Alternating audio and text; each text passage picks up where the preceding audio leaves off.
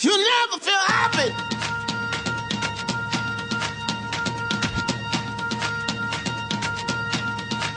Never feel happy. No, you won't. Until you try. You never feel happy.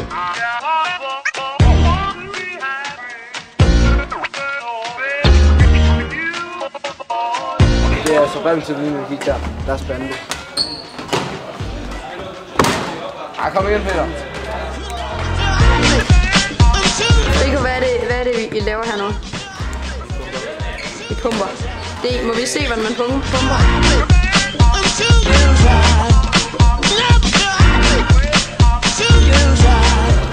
Er det hårdt? Hvordan er det her vagt på en dejlig aften her på Rådhus? Det er da fantastisk. Hvad laver I? Lige nu skal jeg tænde musikken på en hverdag i fra hjørnet.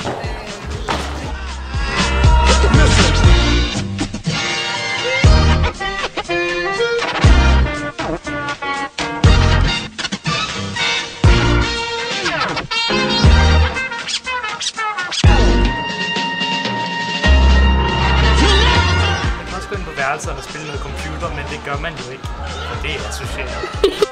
Så kører vi. Det vi laver lige nu, det er, at vi er ved at finde ud af, hvilken te vi skal drikke. Vi har en godnatmøtte-te. Og jeg har en Ruby's vanille. Og en urte-te med tranbær og æble. Så det er bare lidt svært at finde ud af sådan. Ja. Hvilken en skal man vælge? Det er et stort dilemma. Emma, hvilken en er du til? Den after night. Jeg kan ikke så godt lide te. Men ellers så havde jeg nok valgt